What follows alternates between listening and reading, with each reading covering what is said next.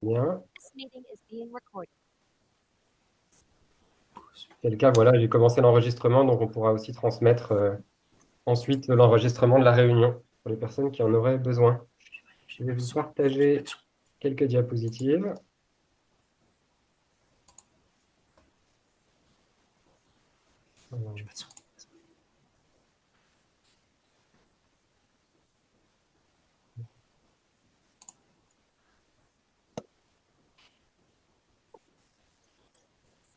C'est quoi ce bordel?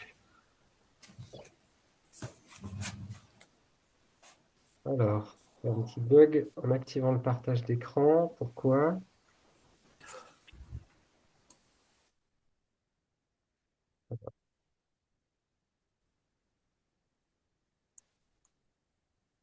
Alors, mon ordinateur a complètement bugué. Ah, ça y est. Voilà, ça a refonctionné. Désolé, il y a eu un petit bug quand j'ai lancé le partage. Je crois que c'est bon, je suis de retour. Je vous vois bouger. Je vais juste continuer à admettre les personnes de la salle d'attente. On va pouvoir commencer la présentation. Je vais peut-être un tout petit peu essayer d'agrandir les choses. Voilà. Donc l'idée, c'était de vous faire cette présentation brièvement. On va prendre une vingtaine de minutes, essayer d'être rapide et puis après de répondre aux questions qui pourraient rester suite à la présentation. Donc, cette étude nationale, Vivre ensemble à l'école, elle est portée par différentes équipes, elle est soutenue par différentes institutions. On a eu aussi le soutien de mécènes ou de financement public, donc notamment les ARS, la Fondation de France, qui nous soutient de manière assez ample sur ce dispositif de recherche. Et puis, vous le savez sans doute, c'est aussi une recherche qui est coportée avec la DGESCO, en tout cas qui soutient le projet dans son ensemble et l'approche du programme et de cette recherche. Un petit mot sur notre équipe de chercheurs, chercheuses qui est pluridisciplinaire et qui concentre des expertises quand même importantes par rapport au champ de l'éducation, que ce soit dans le champ de l'économie de l'éducation et de l'évaluation d'impact de programme, avec des personnes du laboratoire JPAL, rattachées à l'École d'économie de Paris, à l'École normale supérieure, donc notamment Marc Gurgan, Élise Ulrich, que peut-être certaines parmi vous connaissent. Et puis des expertises plutôt du monde de la psychologie, psychologie du développement, de l'éducation, psychologie clinique avec mes collègues Marianne Habib, Rebecca Shankland, que peut-être aussi certains ou certaines parmi vous connaissent pour des recherches antérieures ou des communications qu'elles ont pu faire dans le champ de l'éducation. Alors, dans cette recherche, et ça, c'est quand vous avez compris ça, vous avez à peu près tout compris sur le protocole de l'étude. On est dans un protocole d'essai randomisé contrôlé. Et ces protocoles, ils vous sont plus ou moins familiers en fonction de vos expériences passées, de vos connaissances dans le champ de la recherche. Donc, je vais m'arrêter là-dessus parce que c'est quand vous comprenez bien ça, vous aurez bien compris le dispositif. Nous avons recruté en amont de cette rentrée 220 unités. Quand j'appelle une unité, c'est soit une école primaire ou soit un binôme maternel élémentaire sur un même territoire. Et ces 220 unités, nous les avons réparties aléatoirement entre deux groupes, le groupe qu'on a appelé formation immédiate et le groupe qu'on a appelé formation différée. Formation immédiate, ce sont des écoles sur vos territoires qui ont dès cette année accès à la formation pour le programme maternel, qui dans 3 ans auront accès aux formations pour le programme élémentaire, et qui vont dès cette année être amenés à appliquer en équipe dans toute l'école maternelle le programme. Formation différée, ce sont des écoles qui, malheureusement, parce que souvent elles sont un peu déçues de ce tirage au sort, mais doivent patienter pour pouvoir être formées et mettre en place le programme. Et donc elles vont patienter un peu plus de 2 ans, mais on va aussi les former, les équiper gratuitement. Dans les deux cas, tout cela se fait gratuitement pour qu'elles puissent mettre en œuvre plus tard le programme. Mais quel que soit le groupe de l'école, que l'école soit tombée dans la condition formation immédiate ou qu'elle soit tombée dans la condition formation différée, dans tous les cas, nous allons collecter dès cette année dans les écoles des données sur une cohorte que nous constituons donc cette année. Cette cohorte, c'est une cohorte des élèves qui se trouvent actuellement en petite section. Donc nous ne collectons des données dans cette recherche que sur cette cohorte d'élèves qui cette année sont en petite section, mais vous l'aurez bien compris, qui l'an prochain seront en moyenne section, puis l'année d'après en grande section, etc., etc. Et donc c'est cette cohorte-là que nous allons suivre dans le temps, et chaque année nous collectons des données, enfin pas chaque année parce qu'en élémentaire on espace un peu, mais la plupart des années nous allons collecter une fois dans l'année des données sur les élèves de la cohorte. Donc actuellement, nous avons des processus, il y a eu des notes d'information qui ont été transmises aux familles concernant la recherche. Les familles ont l'opportunité de refuser si elles ne souhaitent pas qu'on collecte des données au sujet de leur enfant. Attention, point de vigilance qui n'avait pas toujours été compris, les familles n'ont pas à décider si le programme ou pas va être mis en place dans les classes et s'il va concerner ou pas leur enfant. Ça, c'est des décisions pédagogiques. L'enseignant, du moment qu'il a décidé de mettre en place ce programme, les familles n'ont pas de décision à prendre sur le fait que leur enfant soit exposé ou pas au programme. Ça, c'est important parce qu'il y avait parfois un point de confusion. Les notes d'information et de consentement, c'est vraiment consentir à ce qu'on collecte des données au sujet de leur enfant.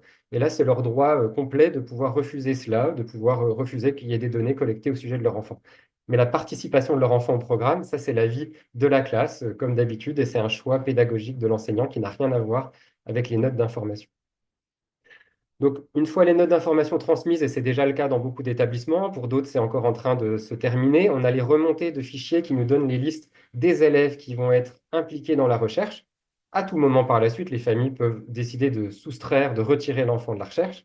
Et là, nous allons donner aux enseignants de petites sections cette année des identifiants anonymisés pour qu'ils puissent aller saisir des questionnaires au sujet de chacun des élèves de leur classe pour qui les consentements étaient OK, pour qui il n'y a pas eu de refus à participer. Donc, ça nous permet à ce jour, en début d'année, alors que le programme n'est pas encore implémenté ou on est au tout début de l'implémentation, de collecter des données dans nos deux groupes, dans nos groupes de 110 unités, donc 110 écoles, on va dire pour simplifier, qui ont été dans le groupe formation immédiate, et dans le groupe de nos 110 écoles qui ont été dans le groupe formation différée. Et on va pouvoir ainsi, dans le temps, au fil des années, comparer l'évolution de ces deux groupes et donc, l'évolution des élèves, un peu plus de 3000, qui vont être dans le groupe formation immédiate et donc qui chaque année bénéficient du programme, nos petites sections de cette année qui sont en MS l'an prochain, etc., etc. Et de l'autre groupe, les mêmes données sont collectées chez des enfants qui chaque année sont exposés à un contenu éducatif où le programme n'est pas inclus. Voilà. Et c'est ça qui nous permet scientifiquement de contrôler plein d'effets, de contrôler plein de paramètres, notamment ce tirage au sort qui est réparti aléatoirement. Ça nous permet d'avoir des groupes comparables parce que le tirage au sort sur des grands nombres va rendre en moyenne des groupes comparables dans nos deux donc, grands groupes de l'étude, groupe formation immédiate ou groupe différé. Et on va comparer l'évolution dans le temps des élèves sur une série d'indicateurs qui sont collectés. Pour l'instant, en maternelle, les indicateurs collectés sont uniquement des questionnaires enseignants. Donc, on collecte des questionnaires sur différents aspects, des phénomènes de victimisation entre les élèves, les compétences relationnelles des élèves, l'aspect plus ou moins conflictuel de la relation enseignant-élève, et puis un certain nombre de difficultés psychologiques que l'élève pourrait rencontrer. Et on va ainsi comparer en moyenne l'évolution des deux groupes avec des modèles statistiques un peu complexes que je ne vais pas décrire plus avant ici. Tout ça va nous amener, et c'est pour ça que chaque école est importante et que c'est un grand défi qu'on essaie de relever avec vous, tout ça va nous amener, on l'espère, avec le maximum d'entre vous, jusqu'au CM1. Et au CM1, on aura une grande enquête qui visera à collecter cette fois des données élèves directement avec des évaluateurs qui viendront interroger les élèves sur les phénomènes de victimisation, sur leur sentiment d'appartenance à l'école, sur leur bien-être psychologique. Et on essaiera de voir, et c'est tout l'intérêt, l'objet et l'originalité de cette recherche, est-ce que cette démarche de prévention précoce et continue depuis la petite section a eu un impact particulièrement prononcé? Et en l'occurrence, est-ce que cet impact était supérieur à des interventions ultérieures, moins durables, moins systémiques, qui ont pu être évaluées dans les recherches internationales? Donc, si on arrive à aller tous ensemble au bout de cette recherche, et si les écoles du groupe formation immédiate implémentent, mettent en œuvre au maximum, on aura vraiment des données scientifiques qui sont uniques, qui seront uniques à ce jour dans la recherche internationale et qui viendront, on l'espère, appuyer l'idée que la prévention précoce permet véritablement de faire une différence plus tard dans le développement des enfants en ce qui concerne l'apparition des phénomènes de victimisation, de harcèlement, et plus globalement en ce qui concerne leur bien-être psychologique, puisqu'on n'est pas que dans la prévention du harcèlement dans cette étude, on est aussi dans la promotion des compétences psychosociales, dont on sait qu'elles ont un impact sur pas mal de variables du développement de l'élève, sa réussite à l'école, son bien-être psychologique, etc. Voilà. Donc ça, c'est le design scientifique. On pourra revenir dessus si vous avez des questions. Et concrètement, ce design se traduit de façon opérationnelle par un certain nombre d'étapes que doivent réaliser les directions d'école de toutes les écoles, et puis plus spécifiquement les directions d'école du groupe formation immédiate. Et pour la collecte de données, tout le monde est concerné. Voilà. Donc ces étapes, elles sont résumées à la fin des conventions de partenariat qui ont été signées, visées par les établissements, signées par les IEN, parfois même plus haut au niveau départemental. Et donc, si vous êtes perdu sur les étapes du protocole et que vous n'avez pas eu ces conventions, redemandez-les nous ou demandez-les aux établissements qui les ont, parce qu'elles décrivent de manière très précise toutes les étapes de la recherche d'aujourd'hui jusqu'à dans 7-8 ans. Donc vraiment, ce sont les documents cadres et vous pouvez les relire et normalement toutes les informations y sont. Évidemment, si ce n'est pas clair, écrivez-nous. On est toujours là pour vous répondre. Donc je ne vais pas revenir en détail là-dessus, j'en ai parlé un peu avant, mais là on est dans la phase, on a distribué normalement dans la plupart des écoles les notes d'information. On a pu commencer à constituer les fichiers Excel. Et dès que vous nous avez renvoyé les fichiers Excel pour les écoles, on va pouvoir vous envoyer les identifiants. Et à partir de là, on va pouvoir vous donner, nous, les codes élèves pour que vous puissiez saisir sur notre plateforme les questionnaires élèves. Quand on aura fait ça, en novembre, on aura normalement terminé tout ça. On en aura terminé pour la collecte de données cette année. L'année va passer, l'année prochaine va passer, et en mai-juin de l'année prochaine, donc quand la cohorte est en moyenne section, on va collecter nos premières données post-implémentation, où on pourra déjà comparer après à peu près 2 années l'évolution de nos élèves dans les groupes formation immédiate ou formation différée. Fin de grande section, on aura un nouveau temps de collecte de données, où on va pouvoir à nouveau comparer l'évolution des élèves avec une année de plus qui sera passée. Et après, en élémentaire, l'étude se poursuit. Et là, il y a des conventions élémentaires qui ont déjà été signées et que vous pouvez également consulter. Donc ça concerne toutes les écoles du projet. Et puis, plus spécifiquement, il y a des choses qui se mettent en place dès cette année, vous le comprendrez, pour les écoles qui sont tombées dans le groupe formation immédiate.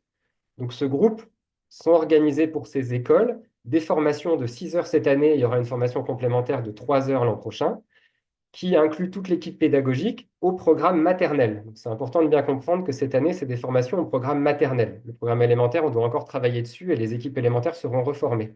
On a permis parfois quand même que des enseignants d'élémentaire qui risquaient de repasser en maternelle dans 1 an ou dans 2 ans viennent à ces formations, mais c'est plus exceptionnel et globalement, c'est pour le programme maternel, pour les équipes maternelles. Les directions d'école, elles doivent suivre une formation en ligne. On leur a déjà transmis le lien, un module de formation qui dure environ 1 heure et demie en tout, qui est une formation interactive avec des éléments de vidéo et d'exercices de mise en situation à réaliser pour préparer le rôle de coordination du programme. C'est vraiment un programme établissement et les directions et ce qu'on appelle le groupe de coordination, qui sont des enseignants volontaires, qui parfois peuvent inclure les conseillers ou les conseillères pédagogiques, ont un rôle à jouer majeur dans l'animation de la mise en œuvre du programme dans les établissements. C'est tout aussi important ou aussi important que les activités que les enseignants délivrent à leurs élèves. Margot vous parlera un peu plus du contenu du programme dans un instant et pourra revenir sur ce point. Ouais. Et bien sûr, on aura un fort enjeu dans 1 an, dans 2 ans, à pouvoir identifier les mouvements dans les écoles, les nouveaux enseignants qui sont arrivés, et à pouvoir proposer une modalité pour les former, pour qu'ils puissent rattraper et mettre en œuvre aussi le programme, particulièrement si jamais ils ont des moyennes sections devant eux l'an prochain, puisque la cohorte recherche, ce sera les moyennes sections l'an prochain.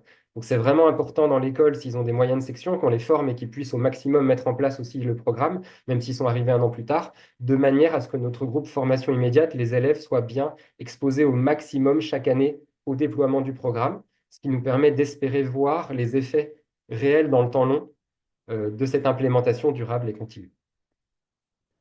Voilà, j'en termine sur les aspects recherche. Je dis juste un petit mot qui découle assez logiquement de ce que je viens de dire. De ce fait, on a vraiment besoin de vous lorsque vous allez quitter un territoire ou quitter une direction d'école pour que vous transmettiez à votre successeur ou successrice les éléments sur ce projet de recherche, sur l'implémentation, le rôle de l'école, sa place dans le protocole. On a vraiment besoin de cette liaison parce qu'autrement, les nouvelles équipes vont être perdues, vont revenir vers nous. Alors nous, on fera le travail, mais si vous l'avez fait en amont, ça aidera vraiment à faciliter de pouvoir transmettre la convention de partenariat, de pouvoir expliquer le protocole, le projet. Et nous, on accompagnera. Mais c'est vrai que du coup, ces moments de transition sont des moments de danger pour nous parce qu'on peut perdre des équipes ou perdre oui, des données de la cohorte. Et en fait, vous pouvez vous dire, 220 écoles, c'est beaucoup. Mais en fait, à chaque fois qu'on va perdre une école, une classe ou des données ou que le programme n'est pas vraiment implémenté dans certaines écoles, certaines années, ça fragilise beaucoup le protocole scientifique. Et même à un moment donné, si on perd trop de classes ou trop d'écoles, dans un groupe plus que dans un autre, par exemple, on peut perdre la validité scientifique finale. Et là, ça veut dire que tous nos efforts, que tous les efforts de tout le monde dans la recherche, de tous les établissements, perdront leur valeur scientifique. Et voilà, nous, ça a été un énorme travail pour lancer cette cohorte de recherche de fonds, d'échanges. Et pour tous les établissements, c'est un énorme travail de collecter ces données. Et donc, on est un peu interdépendants tous ensemble. C'est-à-dire que c'est grâce à nos efforts communs et en restant tous ensemble dans le bateau qu'à la fin, ces données auront une valeur scientifique importante et que tous les efforts de chacun et chacune prendront sens, en tout cas sur le plan de la recherche. Évidemment, ils prennent déjà sens sur le plan du déploiement et des bénéfices pour les élèves. Mais sur le plan de la recherche, c'est ça qui va le permettre. J'en ai terminé pour ma partie et donc je passe la parole à Margot qui va pouvoir vous parler un petit peu plus du programme, de ses fondements assez brièvement, hein, parce qu'à nouveau, vous y aurez accès petit à petit. Mais du coup, Margot, je te cède la parole. Super, merci Thomas. Oui, donc je vais essayer d'être assez bref parce qu'en effet, bon, il y a des documents qui donnent accès au contenu du programme et puis vous en avez probablement déjà un petit peu entendu parler. Mais donc, Vivre ensemble, Freeform Abri, c'est aujourd'hui le seul programme qui agit dès la petite enfance, donc c'est-à-dire de la crèche jusqu'au CM2, pour construire des environnements qui sont bienveillants, qui sont sécurisants et inclusifs, avant finalement que n'apparaissent les dynamiques de harcèlement. Donc concrètement, le programme, il outille les professionnels pour favoriser des dynamiques d'entraide au sein des groupes d'enfants, pour enseigner aussi aux enfants des compétences émotionnelles et relationnelles qui sont essentielles pour bien vivre ensemble, et puis pour inviter les équipes aussi à réfléchir à leur propre posture. Parce qu'en fait, c'est dans des lieux où les adultes y coopèrent, où ils se respectent, que les enfants ils peuvent reproduire finalement ce climat positif. Donc, concrètement, le programme il repose sur trois ingrédients clés, si je puis dire. D'abord, une formation des professionnels qui va donner des repères, aider les professionnels à adopter une posture éducative qui est bienveillante, qui est cohérente, et permettre de renforcer aussi le travail en équipe. Cette formation, dans le cadre du protocole d'évaluation, elle est dispensée sur 2 ans, 6 heures la première année et 3 heures la deuxième année.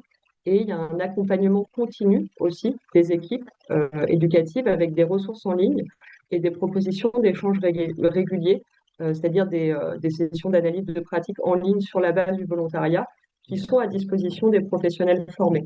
Et c'est cette continuité, on l'espère, qui va permettre d'ancrer justement durablement les changements de posture et de transformer les pratiques éducatives autour du vivre ensemble pour prévenir le harcèlement scolaire.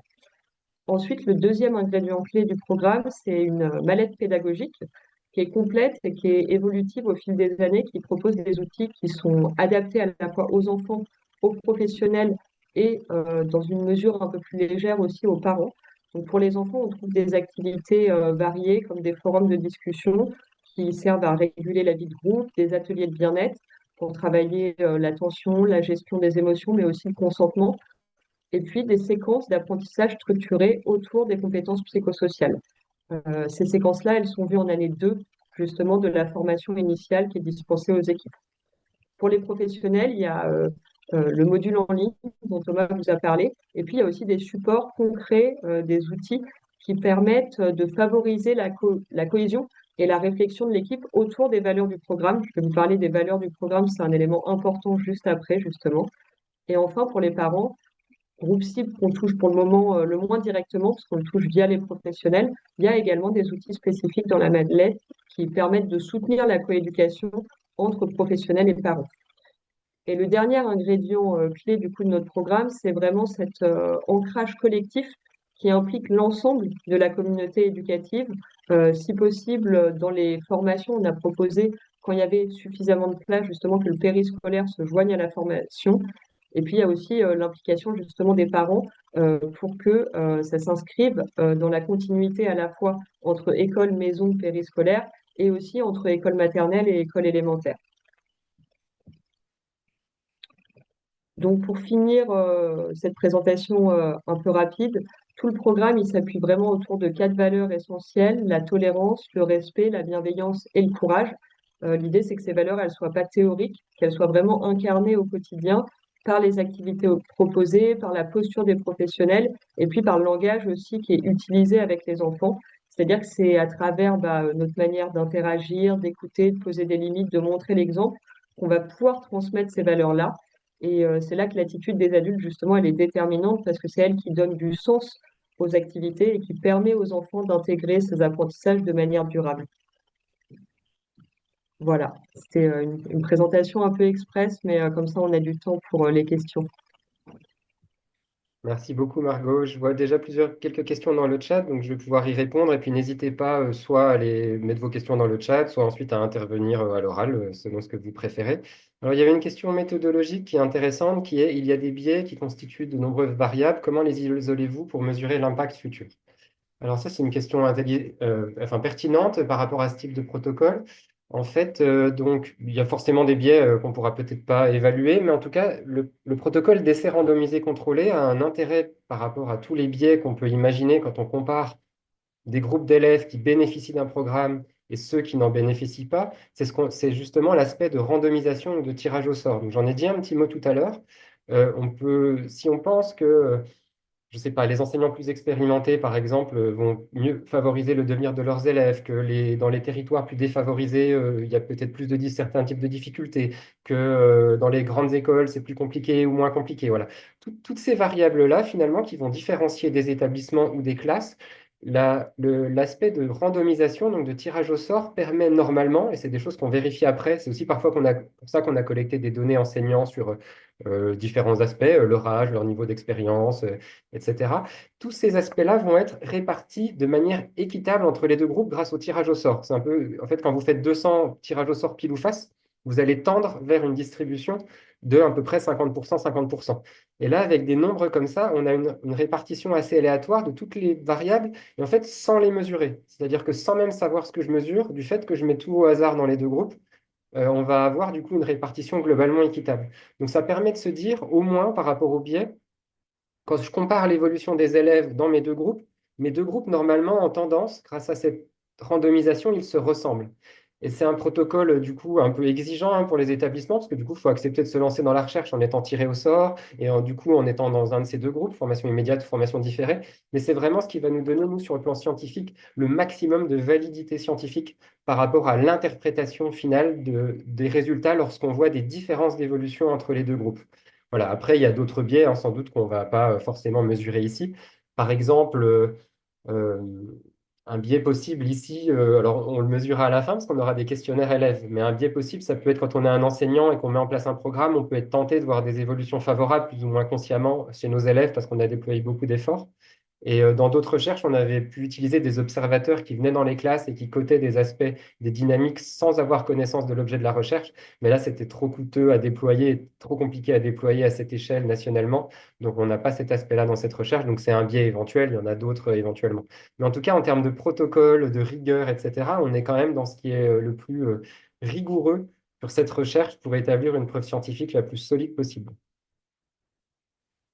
Voilà. Alors, il y a des questions de conseillers, conseillères pédagogiques sur l'accès aux ressources. Alors ça, Margot, tu vas pouvoir donner des Oui. éléments, mais je veux juste donner un point de vigilance. Nous, on a une problématique. Alors là, je pense pas qu'elle sera. On n'a pas beaucoup de risques, mais il faut quand même faire attention. Quand on fait une recherche comme ça, on a une problématique importante par rapport à nos deux groupes qui c'est ce qu'on appelle les phénomènes de contamination.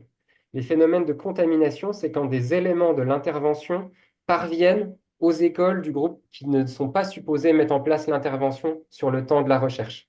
Et c'est une contamination, vous le comprendrez, je pense, parce que si des écoles du groupe contrôle, donc du groupe formation différée, se mettent à mettre en place des activités du programme ou à utiliser des contenus, la différence d'évolution des élèves entre les élèves qui bénéficient du programme ou qui n'en bénéficient pas va commencer à se réduire parce qu'en fait, ils sont confrontés aux mêmes aspects. Et donc, ça vient fortement invalider le protocole de recherche et les données. Donc, on peut vous donner accès à des éléments. Peut-être Margot va donner un peu les éléments concrets là-dessus, mais il faut une très forte vigilance sur les terrains pour qu'évidemment, ça vous est peut-être évident, mais je préfère le rappeler quand même, il n'y ait pas d'éléments qui soient partagés aux écoles du groupe formation différée, et même plus globalement que vous soyez vigilant à ce qu'elles n'accèdent pas à des éléments liés au programme tant que la cohorte n'est pas sortie de leurs écoles. Donc pour la maternelle, bah, il y en a pour un peu plus de 2 ans maintenant, 2 ans et demi. Et puis après, l'élémentaire, il y aura encore un peu de temps. Et donc d'ici là, autant que possible, on veut essayer d'éviter ces phénomènes de contamination. Donc si vous faites bien attention à ça et que vous accompagnez et que vous disséminez qu'aux écoles du groupe formation immédiate ou à des écoles qui ne sont pas dans le protocole de recherche, ce n'est pas un problème. Mais juste faites bien attention à ça. Et peut-être Margot, tu peux dire un mot sur sur l'accessibilité. Oui, tout à fait. Donc, en effet, en prenant toutes les précautions que Thomas vient d'évoquer, c'est possible pour les conseillers pédagogiques d'avoir accès à notre espace privé. On a fait une refonte de notre site internet, donc on a un tout nouvel espace privé qui arrive à la fin du mois et on fera partir un mail du coup pour vous proposer de créer des identifiants via la liste d'adresses mail que Thomas a recueillie. Tout à fait.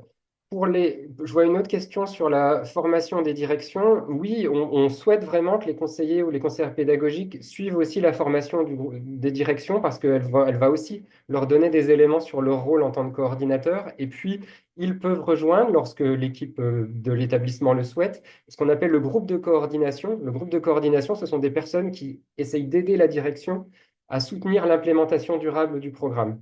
Et donc, ça peut être votre rôle si vous considérez, la direction d'école le souhaite, que vous puissiez aussi aider en cela. Donc oui, vraiment, on souhaite que vous puissiez faire ces formations. Normalement, quand on a votre identité, quand on avait déjà votre identité, les conseillers, conseillères pédagogiques, on vous met en copie de ces mails qu'on a adressés aux directions qui leur donnaient le lien. Si vous n'avez pas eu le lien, écrivez-moi, écrivez à l'adresse générique études vivre ensemble que vous avez et on vous transmettra les liens, mais on souhaite vraiment que vous puissiez suivre ces formations en ligne, effectivement. Ça serait vraiment super si vous pouviez le faire. Voilà. Alors, il y a une question sur est-ce que les professeurs des écoles de l'élémentaire peuvent être invités? Alors, oui, ils peuvent, mais il y a quand même un... En fait, on s'est rendu compte quand même que dans la dynamique des formations, la seule chose, c'est que quand il y a les temps expérientiels où il faut commencer à s'entraîner, à mettre en œuvre. Si les enseignants de l'élémentaire, notamment qui ont des beaucoup plus grands, ont des CM1, des CM2 viennent et qu'ils ont l'impression que les contenus ne sont pas adaptés à leur groupe d'âge, bah, dans la formation, ils peuvent être un peu en retrait dans ces temps expérientiels et moins s'engager et moins se mettre tout de suite voilà, dans le travail et dans l'expérience. Et parfois, on a pu constater dans certaines formations que leur présence pouvait un peu freiner l'engagement de l'équipe plus maternelle qui va tout de suite se mettre à travailler, à expérimenter. Donc, dans une limite peut-être d'effectifs, ils peuvent venir, surtout si on sait qu'ils, dans 1 an ou 2 ans, ils risquent de passer en maternelle. Là, c'est vraiment super qu'ils viennent. Mais s'ils viennent, il faut qu'ils viennent en sachant que là, le programme auquel ils vont être formés, c'est le programme maternel. Donc, ce n'est pas des contenus pour eux tout de suite à appliquer en élémentaire.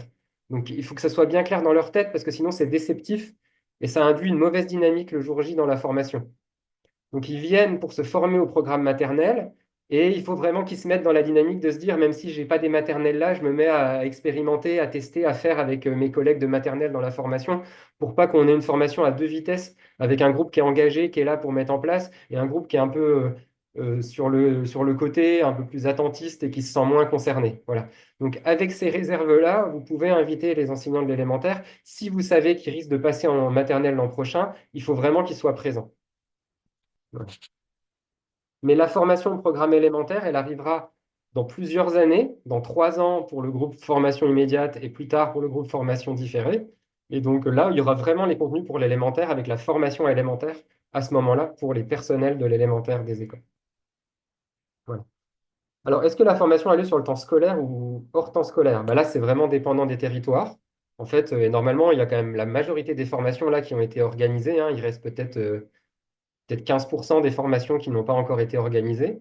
Donc, vous savez déjà normalement, mais après, c'est la discussion de ce qui avait été convenu avec les territoires. Ça dépend de vos spécificités d'académie, ça dépend de ce que vous êtes prêt plus ou non, ça dépend de plein de choses. Voilà. Donc mais c'est avec l'IEN, bien sûr, que les choses se mettent en place. Donc là, ça dépend un peu des situations.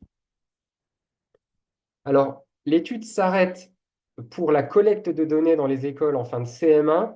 En revanche, nous irons probablement regarder, parce qu'on regarde aussi l'impact sur le devenir scolaire des élèves à travers les évaluations nationales. Là, c'est un partenariat avec la DEP. Et donc, on ira sans doute regarder en fin de CM2 ou à l'entrée du coup au collège ce type de données. Mais pour la collecte vraiment des questionnaires dans les écoles, c'est la dernière vague, elle est en CM1. Voilà. Parfois, on donne un peu les deux dates, ça dépend ce qu'on prend en compte. Mais en tout cas, c'est globalement CM1 pour les questionnaires et CM2 pour le... Alors, la collecte des questionnaires sur les élèves, on a déjà lancé ça. Elle a lieu actuellement pour le premier point du temps. On appelle les données pré-implémentation. On veut au maximum que ça soit avant que les équipes commencent à implémenter. Alors, on n'est pas à 1 ou 2 semaines près, mais globalement, c'est l'idée de collecter des données sur les élèves dans les deux groupes avant qu'il y ait une implémentation. C'est pour ça que là, actuellement, on essaye de finaliser ce processus de remonter des notes, enfin des fichiers Excel avec les listes d'élèves pour qu'on donne les codes. Et on voudrait idéalement avoir collecté toutes les données le plus possible en octobre et sinon d'ici à fin novembre. Le plus tôt, le mieux, parce qu'on est le plus dans la condition pré-implémentation. Voilà. Après ça, une fois qu'on a nos données pré-implémentation, les données seront généralement collectées en fin d'année scolaire. Donc, en moyenne section, on collectera des données autour de mai, en grande section autour de mai, et pareil pour les autres années, et aussi pour l'enquête élève, en fait, en CM1, avril-mai, voilà. Donc là, pour la suite, on sera plutôt en fin d'année scolaire. Mais pour cette première année de lancement, où on collecte les données de pré-implémentation, on essaie de faire ça le maximum avant que le programme débute. Et pour tout le monde, vraiment, si on y arrive avant début novembre ou mi-novembre ou plus tard, il faudrait qu'on ait eu les remontées des questionnaires.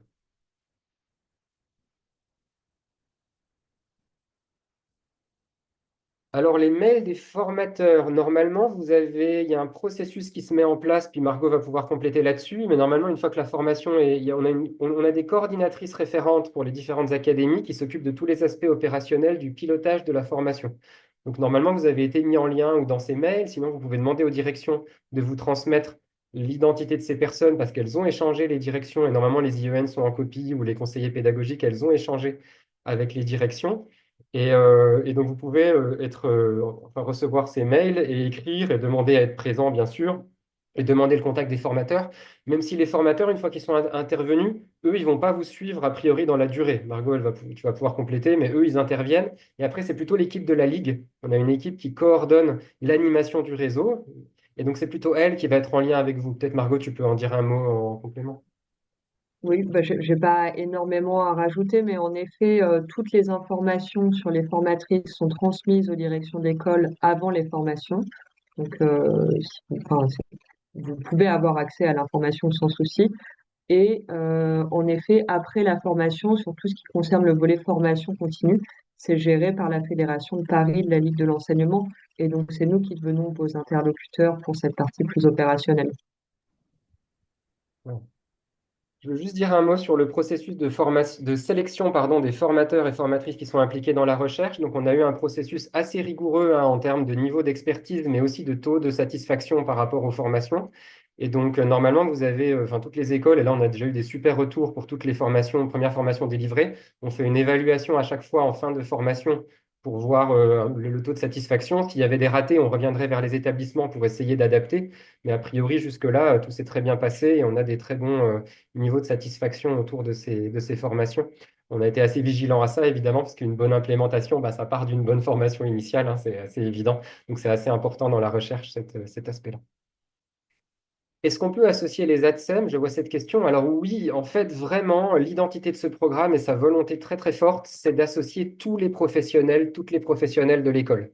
Donc là, vraiment, autant que possible, tous les professionnels peuvent venir à la formation et assister, bon, dans la limite des places possibles, mais ils sont prioritaires, les personnels de l'école.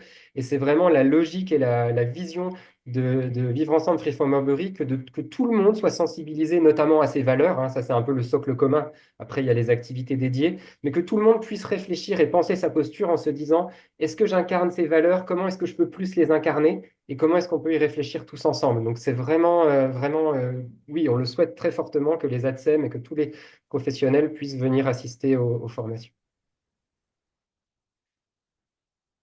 Oui, les enseignants de la formation différée auront effectivement le même protocole, la même qualité de formation délivrée, hein, on y veillera et ils auront accès gratuitement aussi au support et on fera les mêmes efforts, hein, vraiment, parce qu'il n'y a pas de raison qu'ils soient sacrifiés parce qu'en plus déjà ils ont eu à attendre, donc ils auront vraiment le même déroulé de formation et la même qualité de formation que le groupe formation immédiate. Et alors oui, associer la ville, bah là c'est pas toujours, ça peut être complexe, hein, on connaît, hein, ces réalités parfois du fait que les formations ont lieu le mercredi, mais que le mercredi c'est justement le jour où il y a besoin des animations. Enfin voilà, on sait que c'est pas toujours facile d'associer le périscolaire ou les autres acteurs, donc c'est dans la mesure du possible, hein. Voilà, ou de place. Oui, alors ça, c'est dommage effectivement parfois en fonction s'il y a des grandes écoles mais on essaye autant que faire se peut. Voilà. Après, on avait une capacité de déploiement limitée. On ne peut pas démultiplier les temps, les groupes pour chaque école pour des aspects techniques, organisationnels, financiers. Mais on le souhaite quand c'est possible. Et autrement, peut-être si vous pouvez organiser des relais pour eux, pour leur transmettre des éléments. Enfin, voilà, il y a différentes choses qui peuvent s'imaginer. Alors oui, vous pouvez tout à fait ajouter des personnes, toujours dans cette notion d'avoir un groupe de formation qui soit pas trop grand, 20 personnes à peu près, hein, comme c'est à voir, pour les formations. Et donc là, vous pouvez écrire à votre responsable d'organisation de la formation donc qui est la personne référente qui est en contact avec l'école et qui a échangé avec l'école pour pouvoir organiser la formation, pour lui dire on souhaiterait ajouter telle ou telle personne, et puis elle les ajoutera bien sûr à la liste.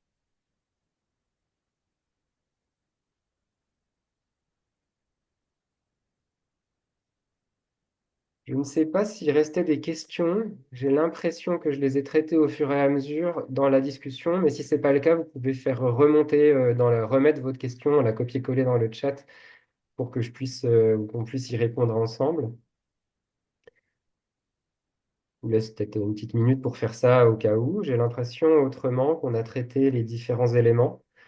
Donc désolé, parfois, donc il y a beaucoup de mails là en cette rentrée, hein, parce qu'il y avait les différentes étapes à organiser, parce que nous, on est obligé de vérifier que les établissements, ils nous ont bien confirmé la réception, parce qu'autrement, on a peur que, par exemple, on découvre en décembre que les notes d'information n'ont pas été distribuées parce que la direction n'avait pas reçu le mail, et là, on aurait perdu l'école dans les données.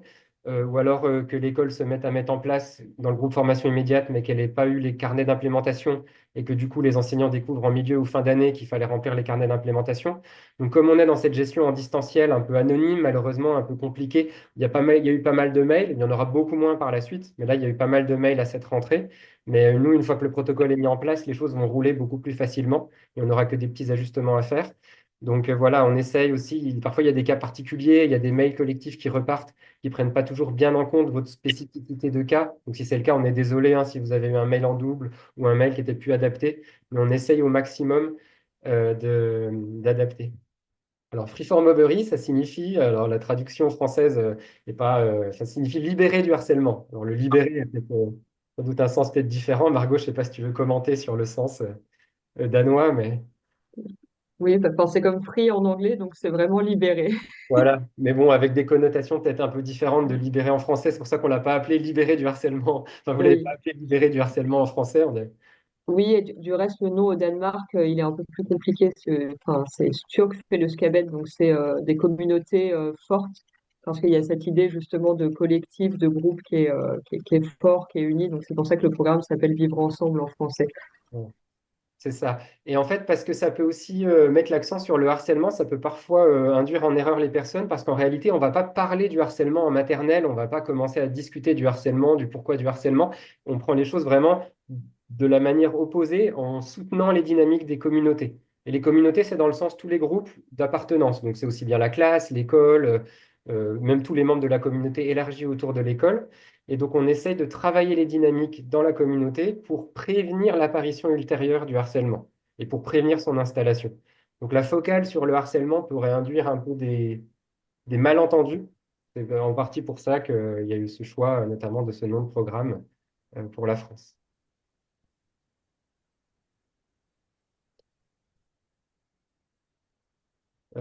Alors, je ne suis pas forcément sûr d'avoir... Alors, attendez.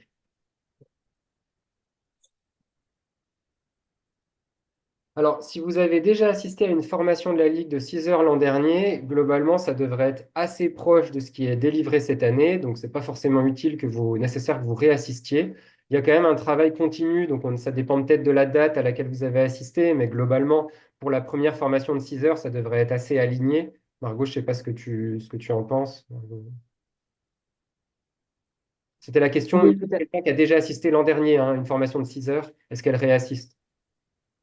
Je pense que c'est pas forcément une nécessité, parce qu'il y a évidemment des choses qui ont changé, donc par curiosité, vous pouvez le faire, mais il y a quand même des éléments, enfin le socle de base qui reste le même, donc c'est pas une nécessité absolue. Ouais. Alors après, il y avait une question mais que j'ai pas très bien compris sur la cohorte et comment être sûr que tous les élèves d'une classe d'âge pourront suivre la formation, classe double niveau, classe unique. Alors en fait, ce qui se passe a priori, c'est que donc une école est dans le groupe formation immédiate, tous les enseignants de l'école doivent suivre la formation. Donc de fait, normalement, dans les années de la cohorte, même s'il y a des classes double niveau ou autres, pour nos élèves de la cohorte, ils pourront être exposés au programme. Donc, je ne sais pas si ça répond à votre question. Après, lorsqu'il y a des classes double niveau, par exemple, mettons cette année, il y a des classes double niveau avec des petites sections et des moyennes sections dedans dans une école. Nous, ce qui nous intéresse pour la recherche, c'est les données sur la petite section. Après, l'enseignant, en fonction de ses modalités pédagogiques, il organise son implémentation du programme un peu comme il veut dans la classe. Donc peut-être qu'il va prendre des petites sections à part ou se répartir les groupes avec un autre enseignant. Peut-être qu'il met tout le monde ensemble quand il fait en place les activités pédagogiques. Là-dessus, on ne donne pas de recommandations parce qu'on pense que les enseignants, les enseignantes, ils ont leur manière de faire, leur façon de gérer leur double niveau et qu'ils savent très bien comment ils veulent gérer ces temps-là avec leur classe. Donc voilà, je ne sais pas si ça répond à votre question. Si je peux préciser, Thomas, parce que peut-être que derrière cette question, il y a l'idée de savoir est-ce que c'est seulement les enseignants de petite section qui doivent mettre en place le programme suite à la formation? Et en fait, non, même si la cohorte elle est en petite section cette année, c'est tous les enseignants de l'école qui peuvent mettre en place le programme, ce qui est même très bien si les moyennes sections commencent déjà à explorer ou voire le mettre en place complètement à les grandes sections. Et donc, du coup, dès la première année, tous les niveaux de l'école maternelle peuvent mettre en place le programme. Oui, ça c'est très important parce qu'on se dit par exemple que les enseignants de moyenne section cette année, ils vont du coup acquérir une expérience dans l'implémentation et quand la cohorte arrive auprès d'eux l'an prochain, ben, ils seront encore plus forts pour implémenter le programme, pour le mettre en place. Donc ça c'est une des raisons. Et l'autre raison, c'est que c'est vraiment penser le programme comme un projet, une identité même de l'équipe, de toute l'équipe pédagogique de l'établissement. Donc, si jamais certains se mettent à mettre en place et d'autres pas, on va avoir à nouveau un projet à 2 vitesses ou plusieurs vitesses dans l'établissement. Et c'est pas du tout cette vision-là que le programme a, puisqu'il s'agit vraiment d'avoir un travail de tout le monde autour de la posture, autour de l'implémentation, collectif, soutenu dans le temps. Et on essaye de soutenir cet effort commun. Et c'est vraiment quand il est utilisé comme ça que le programme va prendre énormément de valeur et énormément de sens. Autrement, bah, c'est des activités face aux élèves qui peuvent ressembler à d'autres mais c'est quand tout ça est mis en œuvre qu'on va avoir une potentialisation des effets dans l'école.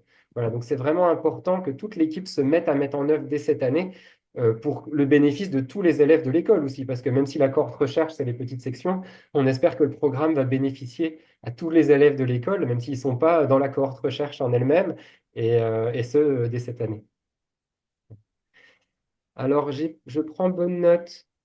Monsieur Janin, j'ai bien noté les éléments, donc je vais mettre l'actualisation dans nos bases de données pour qu'on puisse après vous envoyer les bons mails avec les bonnes identités d'interlocuteurs et d'interlocutrices.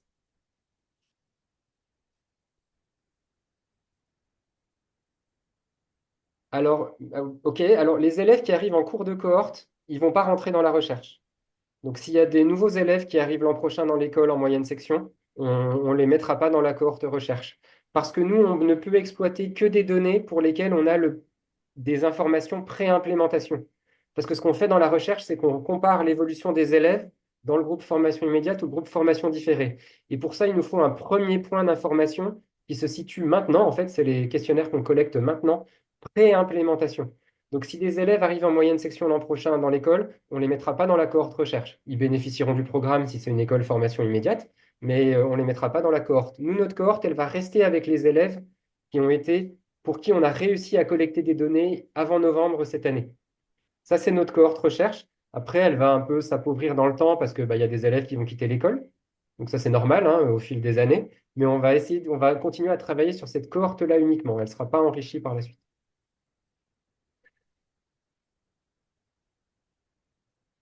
Alors, pour nous retourner les listes d'élèves, alors oui, beaucoup de refus, c'est peut-être beaucoup si vous avez beaucoup de refus, on peut s'interroger, est-ce que les parents, ils avaient compris que c'était un refus juste à la collecte de données? Parce que là, en fait, finalement, ils vont juste refuser qu'on collecte des recherches, des questionnaires au sujet de leurs élèves qui sont anonymisés.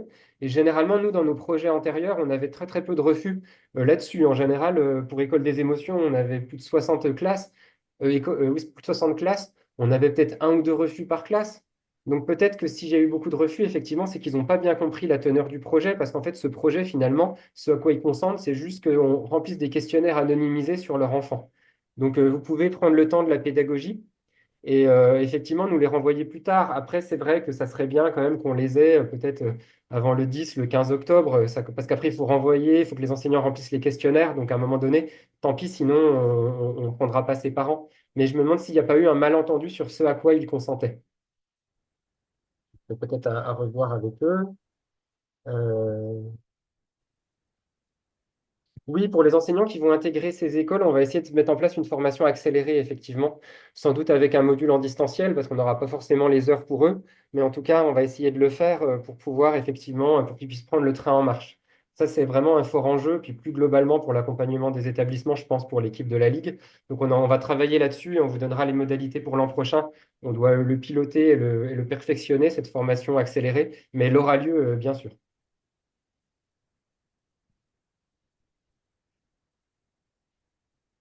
Voilà, eh ben, je crois qu'on a fait le tour des questions. Donc, merci beaucoup pour votre disponibilité aujourd'hui. En plus, sur l'heure du déjeuner, on l'avait mis là parce qu'on savait que c'était parfois une des seules de vos seules possibilités de faire ça. Et puis, on reste en contact. N'hésitez pas à nous écrire pour toute question. Et puis, merci d'avance pour tout ce que vous allez faire pour ce projet de recherche. Euh, et voilà. Très bonne journée à toutes et à tous.